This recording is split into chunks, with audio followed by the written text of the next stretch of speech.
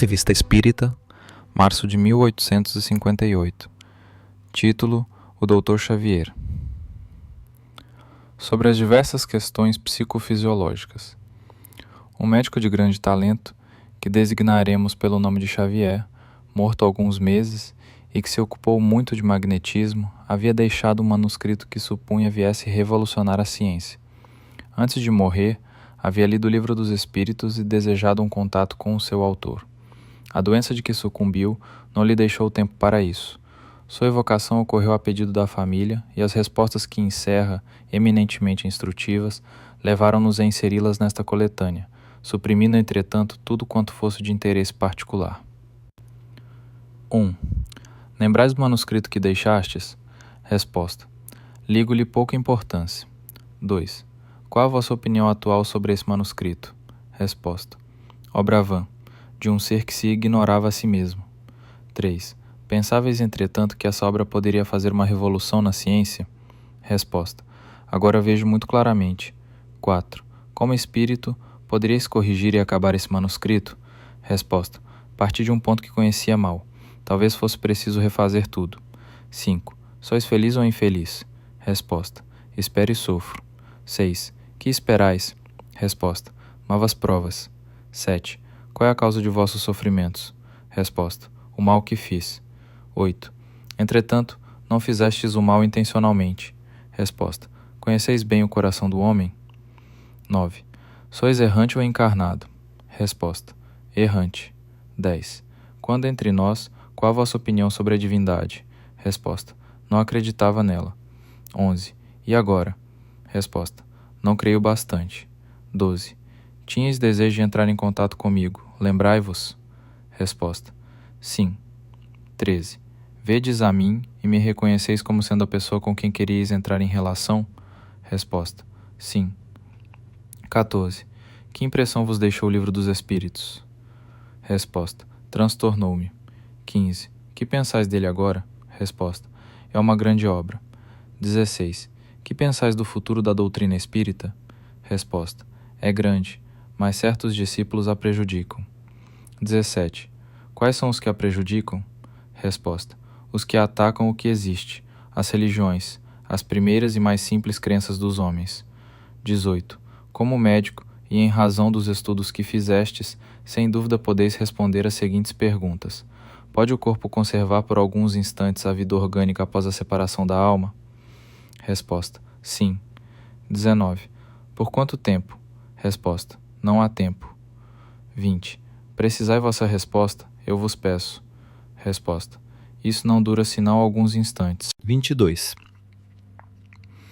Há uma linha de demarcação realmente nítida entre a vida e a morte?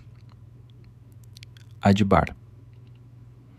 Resposta: esses dois estados se tocam e se confundem. Assim o espírito se desprende pouco a pouco de seus laços. Ele os desenlaça, não os arrebenta. 23. Esse desprendimento da alma opera-se mais prontamente em uns do que em outros? Resposta: sim, nos que em vida já se elevaram acima da matéria, porque então sua alma pertence mais ao mundo dos espíritos do que ao mundo terrestre. 24. Em que momento se opera a união entre a alma e o corpo na criança? Resposta: quando a criança respira, como se recebesse a alma com o ar exterior. Observação: essa opinião é consequência do dogma católico. Com efeito, ensina a Igreja que a alma não pode ser salva senão pelo batismo. Ora, como a morte natural intrauterina é muito frequente, em que se tornaria essa alma privada, segundo ela, desse único meio de salvação, se existisse no corpo antes do nascimento? Para ser coerente, seria preciso que o batismo fosse realizado, se não de fato, pelo menos de intenção, desde o momento da concepção. 25. Como então explicais a vida intrauterina? Resposta: é a da planta que vegeta. A criança vive vida animal. 26. Há crime em privar da vida uma criança antes do seu nascimento, uma vez que nessa fase, não tendo alma, ainda não seria um ser humano? Resposta: a mãe ou qualquer outra pessoa que tirar a vida de uma criança antes de nascer cometerá sempre um crime, porquanto impede a alma de suportar as provas de que o corpo deverá servir de instrumento. 27. A expiação que deveria sofrer a alma, impedida de se encarnar, não obstante poderá ocorrer? Sim, mas Deus sabia que a alma não se uniria àquele corpo. Assim, nenhuma alma deveria unir-se àquele envoltório corporal. Era uma prova para a mãe. 28. Dado o caso que o nascimento da criança pusesse em perigo a vida da mãe dela, haverá crime em sacrificar-se a primeira para salvar a segunda? Resposta: não. Preferível é se sacrifique o ser que ainda não existe a sacrificar-se o que já existe. 29. A união entre a alma e o corpo opera-se instantânea ou gradualmente? Isto é, será necessário um tempo apreciável para que essa união seja completa? Resposta: o espírito não entra bruscamente no corpo. Para medir esse tempo, imagina 30. Há predestinação na união da alma com tal ou qual corpo? Ou só na última hora é feita a escolha do corpo que ela tomará? Esplata. Resposta: Deus a marcou. Essa questão exige maiores desenvolvimentos. Tendo o espírito escolhido a prova a que queira submeter-se, pede para encarnar.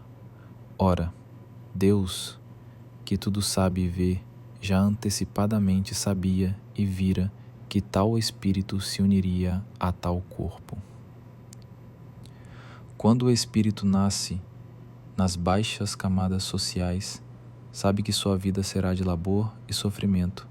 A criança que vai nascer tem uma existência que resulta, até certo ponto, da posição de seus pais. 31. Por que pais bons e virtuosos dão nascimento a filhos de natureza perversa? Em outras palavras, por que as boas qualidades dos pais não atraem sempre, por simpatia, um espírito bom para lhes animar o filho? Resposta: um espírito mau pede bons pais na esperança de que seus conselhos o dirijam por um caminho melhor. 32. Podem os pais, por seus pensamentos e suas preces, atrair ao corpo do filho um espírito bom, ao invés de um espírito inferior? Resposta: não, mas podem melhorar o espírito da criança a que deram nascimento. É seu dever. Os maus filhos são uma prova para os pais. 33. Concebe-se o amor maternal para a conservação da vida da criança, mas, uma vez que esse amor está na natureza, por que há mães que odeiam seus filhos e, muitas vezes, desde o nascimento? Resposta: espíritos maus que tratam de entravar o espírito da criança a fim de que sucumba sob a prova que desejou. 34. Agradecemos as explicações que tivestes a bondade de nos dar. Resposta: tudo farei para vos instruir. Observação: a teoria dada por esse espírito sobre o instante da união entre a alma e o corpo não é absolutamente exata. A união começa desde a concepção, isto é, a partir do momento em que o espírito, sem estar encarnado, liga-se ao corpo por um laço fluídico, que cada vez mais se vai apertando até o instante em que a criança vê a luz. A encarnação só se completa quando a criança respira. Obrigado por ouvir até aqui. Se gostou desse conteúdo, curta e compartilhe com mais pessoas que querem estudar a Revista Espírita. Até a próxima!